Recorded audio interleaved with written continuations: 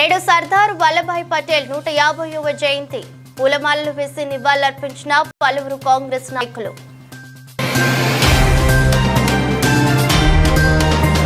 దీపావళి కానుకగా అమల్లోకి సూపర్ 6 ఉచిత సిలిండర్ల పథకం. దీపం 2 పథకానికి 2684 కోట్లు మంజూరు చేసిన రాష్ట్ర ప్రభుత్వం.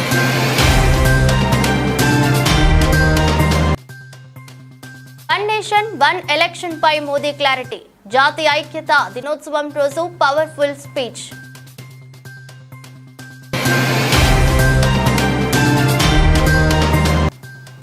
గూగుల్ క్లౌడ్ సీఈఓ వైస్ ప్రెసిడెంట్లతో మంత్రి లోకేష్. విశాఖపట్నంలో గూగుల్ క్లౌడ్ డేటా సెంటర్ ఏర్పాటు చేయాలని విజ్ఞప్తి.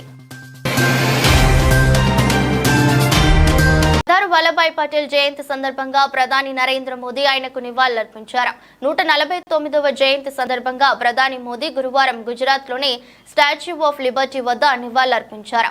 ఈసారి జాతీయ ఐక్యతా దినోత్సవం రోజు దీపావళి పండుగ వచ్చిందని పీఎం మోదీ అన్నారు. దేశంలో వన్ నేషన్ వన్ ఎలక్షన్ నిజమవుతుందని ఆయన తెలిపారు. భారతదేశ ప్రజాస్వామ్యాన్ని బలోపేతం చేసే దిశగా ఒకేసారి ఎన్నికలు ఉపయోగపడతాయని తెలిపారు. ప్రతిపక్షాలు ప్రస్తావిస్తూ రాజకీయాల కోసం కొన్ని శక్తులు జాతీయ ఐక్యతను బలహీనం చేయాలని ప్రయత్నిస్తున్నాయని, ఈ అర్బన్ నక్సల్ కూటమిని గుర్తించి పోరాడాలని ప్రజలకు పిలుపునిచ్చారు. దేశంలో one nation one civil code అడుగులు వేస్తుందని చెప్పారు. ఇది సెక్యులర్ సివిల్ కోడ్ అని ఆయన అన్నారు. దీపావళి దేశాన్ని వెలిగించడమే కాకుండా ప్రపంచ దేశాలతో అనుసంధానిస్తుందని తెలిపారు. ప్రపంచ వ్యాప్తంగా అనేక దేశాల్లో దీపావళిని జరుపుకుంటున్న నేపథ్యంలో ఈ వ్యాఖ్యలు చేశారు.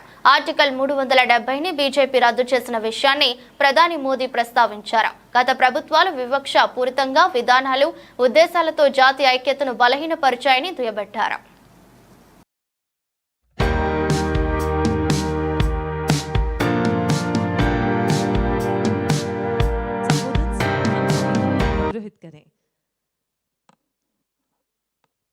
भारत माता की, भारत माता की, भारत माता की। सरदार साहब की ओजस्व वाणी स्टैच्यू ऑफ यूनिटी के समीप ये भव्य कार्यक्रम एकता नगर का ये विहंगम दृश्य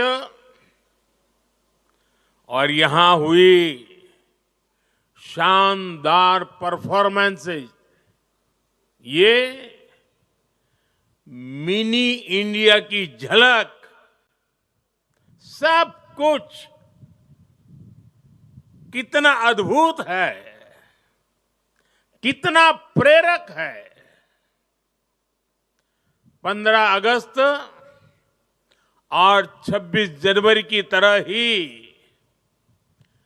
31 अक्टूबर को होने वाला ये आयोजन पूरे देश को नई ऊर्जा से भर देता है। मैं राष्ट्रीय एकता दिवस पर सभी देशवासियों को बहुत बहुत बधाई देता हूं।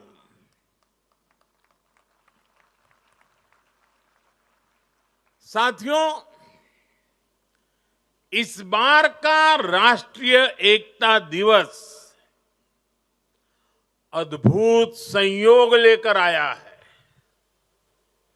एक तरफ आज हम एकता का उत्सव मना रहे हैं, वहीं दूसरी तरफ हमने one nation one tax system GST बनाया। हमने one nation one power grid से, one nation one ration card से गरीबों को मिलने वाली सुविधाओं को एक साथ जोड़ दिया, एकीकृत किया। वन नेशन वन इलेक्शन पर काम कर रहे हैं, जो भारत के लोकतंत्र को मजबूती देगा। One nation one civil code, यानी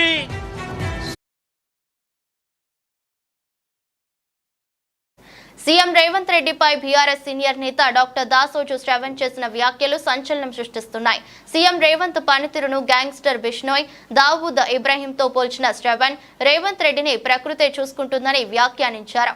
దాసోజు శ్రవణ్ ఇంకా ఏమన్నారంటే, ముఖ్యమంత్రి స్థానంలో ఉన్న వాడు తెలంగాణ ప్రజలకు అద్యుడిగా ఉండాలి. రేవంత్ తీరు కుక్కతోక వంకర అనే సామెతను గుర్తుకు తెస్తుంది.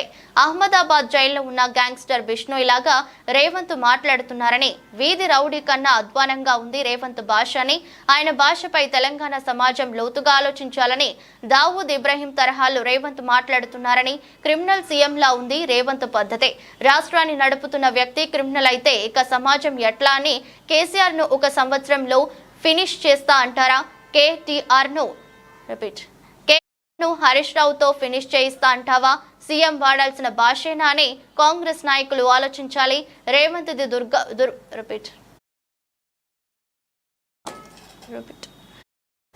ది దుర్మార్గపు పాలన కాదా? తెలంగాణ సమాజం ఆలోచించాలి. Hydraa, Musi, GO 46, GO 29, Telangana special police ఇలా అన్నిటిలో రేవంత్ ది నెగటివ్ మైండ్ సెట్.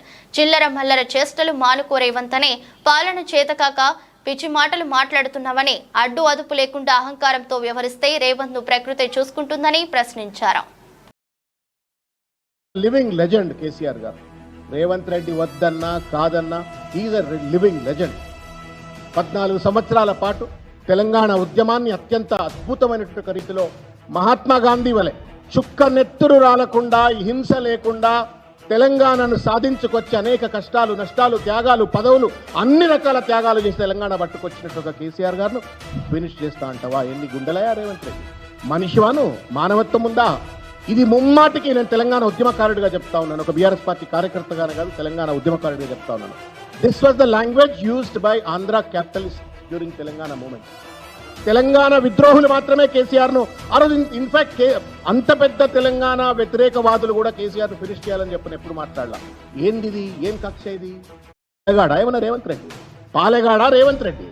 సాక్ష్యంతో ఎందుకు మాట్లాడుతూ ఉన్నారు? ఇవాళ నేను ఒకటే విషయం చెప్పదలుచుకున్నా. దమ్ముంటే రేవంత్ రెడ్డికి దీనిపైన చర్చకు రావాలా. నువ్వు కూర్చున్న సెక్రటేరియట్ కేసీఆర్ కట్టింది, నీ ఎదురుగా ఉన్నటువంటి సెక్రటేరియట్ ఎదురుగా ఉన్న అమరవీరుల స్తూపం కేసీఆర్ కట్టింది, పక్కన ఉన్న అంబేద్కర్ విగ్రహం కేసీఆర్ కట్టింది, నువ్వు తిరుగుతున్న రోడ్లు కేసీఆర్ వేసింది, నువ్వు తాగుతున్న మంచినీళ్లు మిషన్ భాగీరథి ద్వారా కేసీఆర్ ఇచ్చింది. ఇవాళ ఆయన మూసి పక్కన గాంధీ ఐడియాలజీ సెంటర్ పెడతా అని చెప్పని మాట్లాడుతున్నాడు. ఎందుకు పెడుతున్నావు మూసి పక్కన? ఎందుకు అంటే జాతి గర్వపడేటువంటి ఒక నాయకుడు, జాతి స్వాతంత్రం కోసం కొట్లాడిండు కాబట్టి. మరి తెలంగాణ స్వాతంత్రం కోసం కొట్లాడినట్టు కేసీఆర్ ను ఎందుకు నువ్వు నామరూపాలు చేయాలనుకుంటూ చేస్తా ఉన్నావు? ఎందుకు ఈ ఆంధ్ర పెట్టుబడిదారులు, ఆంధ్ర క్యాపిటలిస్టులు, ఆంధ్ర విద్రోహులు మాట్లాడిన భాష ఎందుకు మాట్లాడుతూ ఉన్నావు నువ్వు? అలా చూసినాం మనం. లగడపాటి రాజగోపాల్ని చూసినాం, కిరణ్ కుమార్ రెడ్డిని చూసినాం, చాలా మంది కేసీఆర్ ను ఫినిష్ చేస్తా అన్నాళ్ళు, ఏమైపోయిందో చూసినాం. నీ గతి అదే గతి. నేను ఒక విషయం చెప్పదలుచుకున్న మిత్రులారా,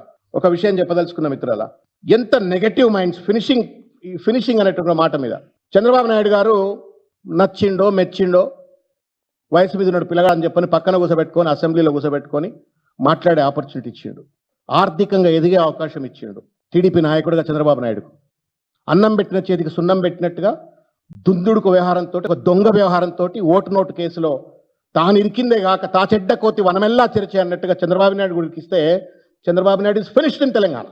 వెళ్ళిపోయిండు బిడ్డడు, వదిలిపెట్టి వెళ్ళిపోయింది ఇక్కడి నుంచి. ఎల్ రమణ ఆ రోజు బీసీ నాయకుడు, టీడీపీ అధ్యక్షుడు, ఒక ఫ్యాక్షన్ మనస్తత్వంతో రాజకీయం చేస్తే ఆయనను ఫినిష్ చేసి పడేసిండు. ఎర్రబల్లి దయాకర్ రావును ఫినిష్ చేసి పడేసిండు. ఆయన చచ్చిపోయిన ఆయన ఎవరండి? ఆయన దేవరకద్ర దయాకర్ రెడ్డి గారు, కొత్తకోట దయాకర్ రెడ్డి గారు, ఆయనను ఫినిష్ చేసి పడేసిండు. ఎవరిని పడితే వాడిని ఒక నెగటివ్ మైండ్ సెట్ తో ఫినిష్ చేసి పడేసిండు. ఇది తెలుగుదేశంలో ఫినిష్ చేసిన కల్చర్. నేను I'm also talking about the subsequent thing that he has done. Gandhi భవన్కి వచ్చిండు, ఎట్లొచ్చిండో వచ్చిండు, అడ్డమైన రీతుల్లో వచ్చిందని మా కోమటిరెడ్డి వెంకరెడ్డి గారు చాలాసార్లు చెప్పింది. ఏవో డబ్బు సంచులు ఇచ్చిండు, తెచ్చుకున్నాను. వచ్చినాడు, వచ్చిన తర్వాత దాదాపు సంవత్సరం పాటు వర్కింగ్ ప్రెసిడెంట్ ఇయ్యలేదు, ఇస్తేనే నేను గాంధీ భవన్ మాట్లాడుతున్నా. ఇది కాంగ్రెస్ భాష కాదు, కాంగ్రెస్ కల్చర్ కాదు. ఇది ముమ్మాటికి ఇవాళ నరేంద్ర మోడీ గారి ప్రభుత్వం ఎట్లయితే జవహర్లాల్ నెహ్రూను పార్లమెంట్ సాక్షిగా అవమానించిందో, వాళ్ళకి సంబంధించిన వాళ్ళు మహాత్మా గాంధీని తుపాకులు పెట్టి కాల్చి చంపి సాడిజం ఎట్లయితే చూపెట్టినరో, the similar tendencies are being exhibited by mister Revanth Reddy against KCR. ఇవాళ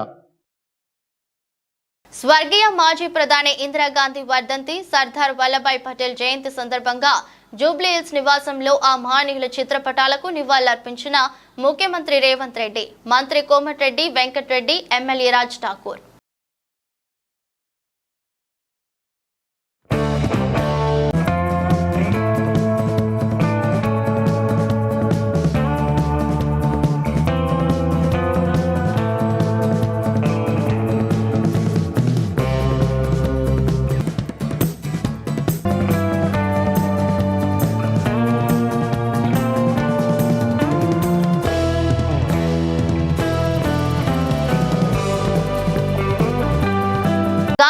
రాష్ట్రంలో ఇందిరాగాంధీ వర్ధంతి సర్దార్ వల్లభాయ్ పటేల్ జయంతి సందర్భంగా పూలమాలలు వేసి నివాళులర్పించిన పిసిసి అధ్యక్షుడు మహేష్ కుమార్ గౌడ్, మాజీ MP V Hanumantharao, MP Anil Yadav, PCC అధ్యక్షుడు మహేష్ కుమార్ గౌడ్ ప్రపంచంలోనే ఇందిరాగాంధీ ఉక్కు మహిళగా పేరొందారు. దేశం సురక్షితంగా ఉండాలని ఉగ్రవాదుల తూటాలకి ఇందిరాగాంధీ బలయ్యారు. ఇందిరాగాంధీ ప్రధానిగా ఉన్న హయాంలో చారిత్రాత్మక నిర్ణయాలు తీసుకున్నారు. ఆమెని అనుసరిస్తూ ల్యాండ్ రిఫార్మ్స్ తీసుకొచ్చారు. పివి నరసింహారావు, సర్దార్ వల్లభాయ్ పటేల్, నెహ్రూ మంచి స్నేహితులన్నారు.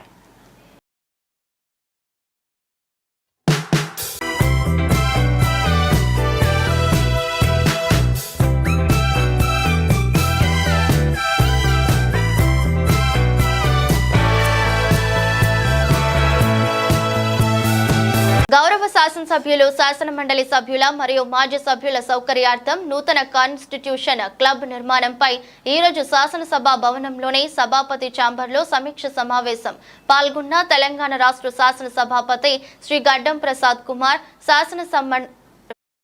శాసన మండలి చైర్మన్ గుత్తా సుఖేందర్ రెడ్డి, రాష్ట్ర ఉప ముఖ్యమంత్రి మల్లు బట్టి విక్రమార్క, శాసనసభ వ్యవహారాల శాఖ మంత్రి Duddilla Sridhar Babu, deputy chairman Banda Prakash Mudiraj, legislature secretary doctor V Narasimhacharyulu, పర్యాటక శాఖ ఎండి ప్రకాష్ రెడ్డి, రోడ్లు మరియు భవనాల శాఖ అధికారులు Adarsh Nagar new MLA quarter స్థలం కాన్స్టిట్యూషన్ క్లబ్ నిర్మాణానికి అనుకూలంగా ఉంటుందని సమావేశంలో అభిప్రాయపడ్డారు.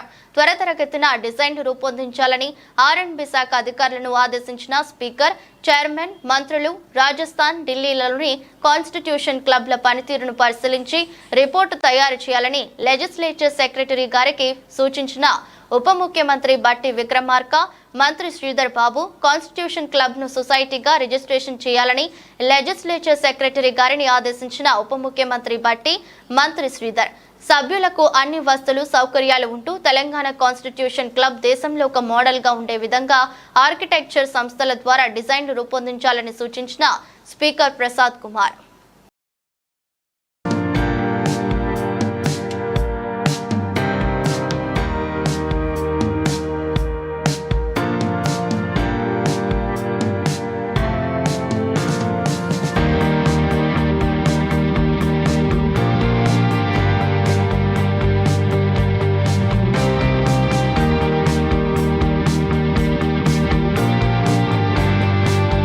తెలంగాణ బీసీ కమిషన్ బహిరంగ విచారణ 3వ రోజులో భాగంగా ఈరోజు సంగారెడ్డి జిల్లాలోని కలెక్టర్ కార్యాలయ సమావేశ మందిరంలో ఉదయం 10 గంటల నుండి సాయంత్రం 5:30 వరకు జరిగింది. ఇందులో దాదాపుగా 800 మంది వరకు పాల్గొన్నారు. ప్రజలు, వివిధ కుల సంఘాలు మరియు రాజకీయ నాయకులు తమ దరఖాస్తులను సమర్పించడం జరిగింది. జిల్లాల వారీగా అందిన దరఖాస్తులు సంగారెడ్డి 65, మెదక్ 26, సిద్దిపేట 5, మొత్తం 96 వినతులు, సలహాలు, సూచనలు అఫిడవిట్ రూపంలో కమిషన్ కి సమర్పించారు. ఈ వినతులలో భాగంగా స్థానిక సంస్థల ఎన్నికలలో బీసీలకు ఏబిసిడి గ్రూపుల వారీగా రిజర్వేషన్లను కల్పించాలని, మొత్తంగా బీసీలకు జనాభా దామాషాలో రిజర్వేషన్లు కల్పించాలని విన్నవించారు. కొన్ని కులాలకు రాజకీయ ప్రాతినిధ్యం లేనందున వారికి అవకాశం కల్పించాలని కోరారు. స్థానిక సంస్థలలో రిజర్వేషన్లతో పాటు వివిధ కుల సంఘాల ప్రతినిధులు తమ సమస్యలను, వెనుకబాటుతనాన్ని కమిషన్ దృష్టికి తీసుకువచ్చారు. బహిరంగ విచారణ అనంతరం BC commission chairman Sreeji Niranjan media సమావేశంలో నేటి పబ్లిక్ హియరింగ్ వివరాలను వెల్లడించారు. ఇంకా తమ వినతులను సమర్పించాలనుకున్న వారు కమిషన్ కార్యాలయానికి నేరుగా గాని లేదా పోస్టులో గాని పంపవచ్చని తెలిపారు. కార్యక్రమం విజయవంతంగా నిర్వహించిన సంగారెడ్డి జిల్లా కలెక్టర్, అడిషనల్ కలెక్టర్ మరియు జిల్లా బీసీ సంక్షేమ అధికారి మరియు సిబ్బందిని ప్రత్యేకంగా అభినందించారు. ఈ కార్యక్రమం ముగించుకుని బీసీ కమిషన్ హైదరాబాద్ కు బయలుదేరి వెళ్లారు. తిరిగి శుక్రవారం రోజున కరీంనగర్ లో బహిరంగ విచారణ చేపట్టడం జరుగుతుంది.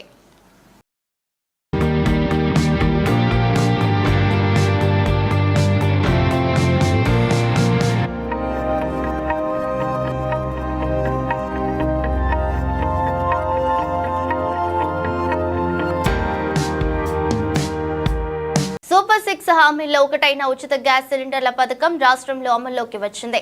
దీపం 2 పథకానికి రాష్ట్ర ప్రభుత్వం నిధులు విడుదల చేసింది. ఎన్నికల ముందు కూటమి ప్రభుత్వం ప్రకటించిన సూపర్ 6 హామీల్లో భాగంగా ఇచ్చిన ఏడాదికి 3 గ్యాస్ సిలిండర్ల పథకానికి ఖర్చయ్యే నిధులను సీఎం చంద్రబాబు చేతుల మీదుగా గ్యాస్ సరఫరా చేసే పెట్రోలియం సంస్థలకు అందజేశారు. బుధవారం సచివాలయంలోని మొదటి బ్లాక్ లో Hindustan petroleum, Bharat petroleum corporation, Indian oil corporation సంస్థల ప్రతినిధులకు ముఖ్యమంత్రి సబ్సిడీ మొత్తాన్ని అందించారు. ఏడాదికి 3 సిలిండర్లు ఇచ్చేందుకు రాష్ట్ర ప్రభుత్వం నిర్ణయించింది. ఈ మేరకు అయ్యే 2684 కోట్ల ఖర్చుకు కేబినెట్ ఆమోదం తెలిపింది. ఇందులో భాగంగా ప్రభుత్వం పెట్రోలియం సంస్థలకు చెక్కు అందజేసింది. 2684 కోట్ల మంజూరుకు అంగీకారం తెలుపుతూ మొదటి సిలిండర్ కు ఖర్చు అయ్యే 894 కోట్లు పెట్రోలియం సంస్థలకు అందించింది. దీపం 2 పథకంలో భాగంగా ప్రతి 4 నెలలకు 1 సిలిండర్ చొప్పున ప్రభుత్వం పేద ప్రజలకు అందించనుంది. ఏడాదికి 3 విడతల్లో ప్రభుత్వం 3 గ్యాస్ సిలిండర్లకు అయ్యే ఖర్చు సొమ్మును విడుదల చేయనుంది. 29వ తేదీ నుంచి ప్రభుత్వం ఈ పథకం కింద గ్యాస్ బుక్ చేసుకునే అవకాశాన్ని లబ్ధిదారులకు కల్పించింది. గ్యాస్ సిలిండర్ అందిన 48 గంటల్లో లబ్ధిదారుల సిలిండర్ కు వెచ్చించిన సొమ్ము వారి ఖాతాలో జమ కానుంది. కేంద్రం ఇచ్చే 25ల రాయితీ పోను మిగిలిన 25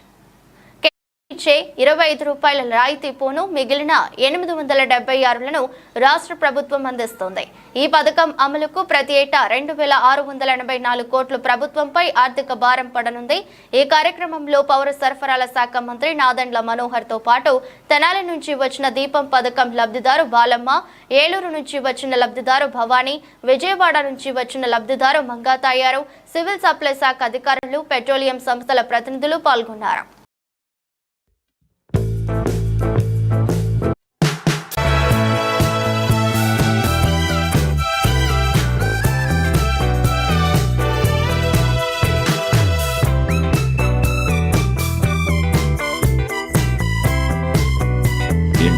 అనేది ఇదే, ఇంతకన్నా ఎక్కువ లేదు. మీకు ఒక ఎల్పిజి గ్యాస్ కనెక్షన్ ఉండాలి, ఒక తెల్ల కార్డు ఉండాలి, ఆధార్ కార్డు ఉండాలి. వీటిని అనుసంధానం చేసుకుని, ఎందుకంటే మొట్టమొదటిసారి ఈ స్థాయిలో ఇటువంటి కసరత్తు జరుగుతోంది కాబట్టి మాకున్న డేటాబేసు, ఆయిల్ కంపెనీస్ దగ్గర ఉన్న డేటాబేసు రెండు అనుసంధానం చేసుకుని ప్రతి ఇంటికి అందే విధంగా చర్యలు తీసుకోమని గౌరవ ముఖ్యమంత్రి గారు ఆదేశించారు. దానికి అనుగుణంగా మా శాఖ నుంచి అన్ని విధాలుగా ప్రిపేర్ అవుతున్నాం. 29వ తారీఖు నుంచి బుకింగ్స్ ప్రారంభమవుతాయి. ఎందుకంటే ఆ కంపెనీస్ కనీసం 24 నుంచి 48 గంటలు కావాలి మాకు డెలివరీ చేయడానికి కోరారు. కాబట్టి 29వ తారీఖు నుంచి, ఈ నెల 29వ తారీఖు ఉదయం 10 గంటల నుంచి బుకింగ్స్ ప్రారంభమై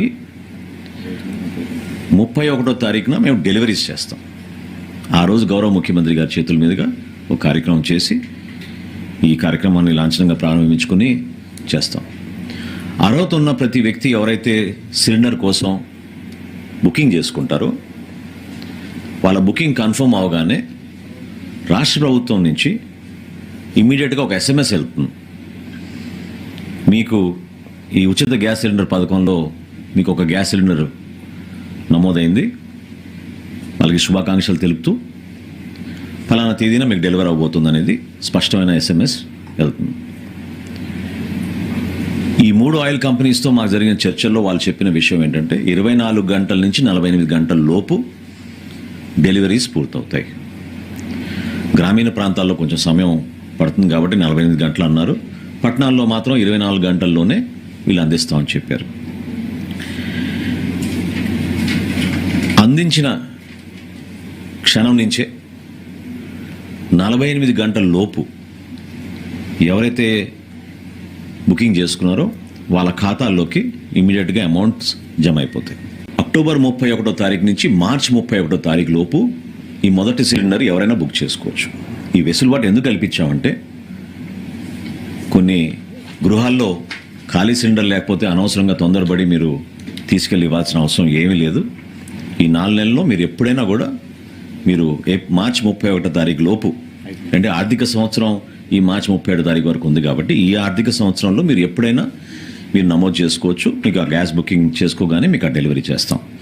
అదేవిధంగా రెండవ విడత ఏప్రిల్ 1వ తారీఖు నుంచి జూలై 31వ తారీఖు వరకు ఆ ఆ సమయంలో కూడా ఎందుకంటే సంవత్సరానికి మనం 3 సార్లు ఇస్తున్నాం కాబట్టి 4 నెలలు దాన్ని విభజించుకుని మొదటి 4 నెలలు అంటే ఏప్రిల్ 1వ తారీఖు నుంచి 31 జూలై వరకు రెండో సిలిండర్ కోసం అంటే ఆ సంవత్సరంలో మొదటి సిలిండర్ కోసం ఎవరైనా కూడా బుక్ చేసుకోవచ్చు ఆ టైంలో. దాని తర్వాత ఆగస్ట్ 1వ తారీఖు నుంచి నవంబర్ 30 తారీఖు వరకు. చివరిది మూడోది డిసెంబర్ 1వ తారీఖు నుంచి మార్చ్ 31 తారీఖు వరకు. అందులో ఉన్న మీరు ఈ 1967కి మీరు టోల్ ఫ్రీ నెంబర్కి మీరు నమోదు చేసుకుంటే ఇమీడియట్గా స్పందిస్తాం. మా శాఖ నుంచి మేము SMS మీరు రిజిస్టర్ చేసుకోగానే మీకు SMS కూడా పంపిస్తాం రాష్ట్ర ప్రభుత్వం తరఫున. భారీ పెట్టుబడులే లక్ష్యంగా ఏపీ విద్య, ఐటీ, ఎలక్ట్రానిక్ శాఖల మంత్రి నారా లోకేష్ అమెరికాలో పర్యటిస్తున్న విషయం తెలిసిందే. తాజాగా ఆయన శాన్ ఫ్రాన్సిస్కోలోని గూగుల్ కంపెనీ క్యాంపస్ ను సందర్శించారు. ఈ సందర్భంగా Google cloud CEO Thomas Kurian, Vikas Kole vice president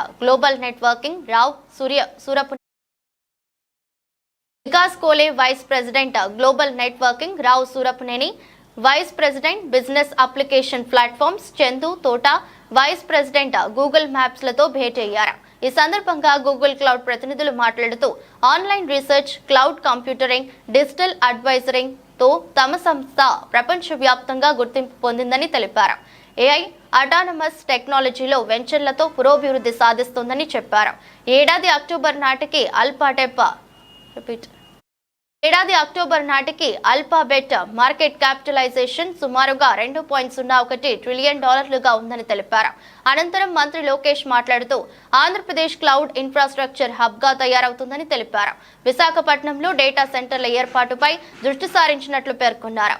PPP మోడ్లో గూగుల్ క్లౌడ్ డేటా సెంటర్ను ఏర్పాటు చేసే అంశాన్ని పరిశీలించాలని కోరారు. ఈ రంగంలో పెట్టుబడులకు ఆంధ్రప్రదేశ్ వ్యూహాత్మకమైన ప్రాంతమన్నారు. విజనరీ లీడర్ చంద్రబాబు నాయుడు నేతృత్వంలో ఆంధ్రప్రదేశ్ AI ఆధారిత ఈ గవర్నెన్స్ స్టార్ట్ కార్యక్రమాలను అమలు చేస్తుందని తెలిపారు.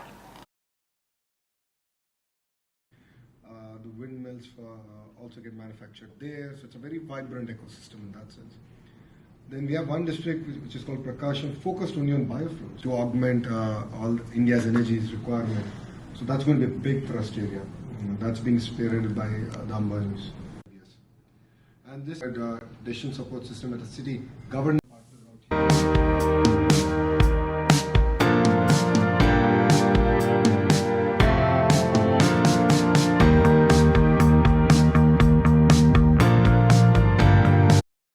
రంగారెడ్డి జిల్లా ఎల్బీనగర్ నియోజకవర్గం పరిధిలోని నందనవనంలో రాష్ట్ర ప్రభుత్వం నిర్మించిన ఇండ్లను అక్రమంగా ఆక్రమించుకున్న వారిని తక్షణం ఖాళీ చేయించి అర్హులైన వారికి అందించాలని రెవెన్యూ, హౌసింగ్, సమాచార, పౌర సంబంధాల శాఖ మంత్రి వర్యులు పొంగులేటి శ్రీనివాసరెడ్డి అధికారులను ఆదేశించారు. బుధవారం సచివాలయంలో మహేశ్వరం నియోజకవర్గంలోని మంకాల్ నందనవనంలో ఉన్న ఇండ్ల సమస్య కేటాయింపుపై అధికారులతో మంత్రి సమావేశం నిర్వహించారు. ఈ సమావేశంలో హౌసింగ్ సెక్రటరీ జ్యోతి బుద్ధ ప్రకాష్, ప్రజావాణి నోడల్ ఆఫీసర్ డి దివ్య, ప్రస్తుత రంగారెడ్డి కలెక్టర్ నారాయణ రెడ్డి, గతంలో రంగారెడ్డి జిల్లా కలెక్టర్గా పనిచేసిన doctor yes Harish, K Shashank తదితరులు పాల్గొన్నారు.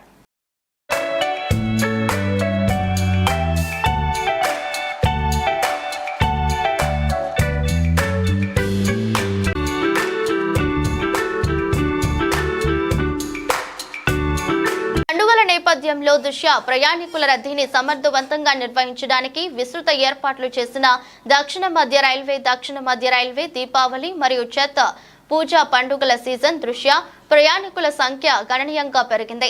తదనుగుణంగా దక్షిణ మధ్య రైల్వే ప్రయాణికుల రద్దీని సజావుగా మరియు క్రమబద్ధంగా నిర్వహించడానికి అనేక చర్యలు చేపట్టింది. ఇందులో భాగంగా ప్రయాణికుల డిమాండ్లను తీర్చడానికి జోన్ వివిధ గమ్యస్థానాల మధ్య 850 ప్రత్యేక రైళ్లను నడుపుతోంది. గత ఆర్థిక సంవత్సరంలో ఇదే కాలంలో 620 ప్రత్యేక రైళ్లు నడపబడ్డాయి. ఈ సందర్భంగా పండుగ రద్దీని సమర్థవంతంగా నిర్వహించడానికి దక్షిణ మధ్య రైల్వే చేసిన ఏర్పాట్ల గురించి వివరించడానికి ఈ రోజు అనగా 30 అక్టోబర్ 2024న సికింద్రాబాద్ రైల్వే స్టేషన్ లో మీడియా ప్రతినిధుల పర్యటనను ఏర్పాటు చేశారు. ఈ కార్యక్రమంలో దక్షిణ మధ్య రైల్వే ముఖ్య ప్రజా సంబంధాల అధికారి Shri A Sridhar, Secunderabad division senior divisional commercial manager Shri Balaji Kiran మరియు Secunderabad division senior divisional security commissioner Shrimati Debashmita Chattopadhyay పాల్గొన్నారు. ప్రజల భద్రత కోసం రైళ్లలో లేదా స్టేషన్లలో ఏవేని టపాసు లేదా ఏవేని అనుమానాస్పద వస్తువు, ప్రమాదకరమైన పేలుడు పదార్థాలు, మండే స్వభావం గల వస్తువును ప్రయాణికులు గమనించినట్లయితే రైల్వే వారు అవసరమైన చర్యలను తీసుకునే నిమిత్తం వెంటనే సమీపంలో గల రైల్వే సిబ్బందికి తెలియజేయవచ్చని లేదా సెక్యూరిటీ హెల్ప్ లైన్ నంబర్ 139కి కాల్ చేయగలరని దక్షిణ మధ్య రైల్వే కోరుతోంది. దక్షిణ మధ్య రైల్వే రైళ్లలో ప్రయాణికులకు సురక్షితమైన మరియు ఇబ్బంది లేని రైలు ప్రయాణాన్ని నిర్ధారించడానికి రైలు ప్రయాణికుల సహకారాన్ని కోరుతోంది.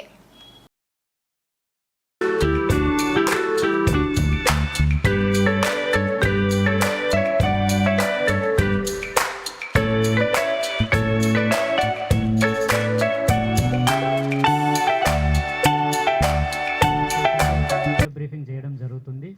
ముఖ్యంగా దసరా, దీపావళి, ఛట్ పూజ ఏదైతే ఈ ఫెస్టివల్ సీజన్ ఉందో దాంట్లో భాగంగా ముఖ్యంగా దీపావళి, ఛట్ ఇప్పుడు రాబోతున్న పండుగలు, దానికి సంబంధించి రద్దీ ఎక్కువ మొత్తంలో పెరుగుతూ ఉంది. దానికి అనుగుణంగా సౌత్ సెంట్రల్ రైల్వే ఇప్పటి వరకు 850 అడిషనల్ ట్రైన్స్, స్పెషల్ ట్రైన్స్ని అనౌన్స్ చేయడం జరిగింది.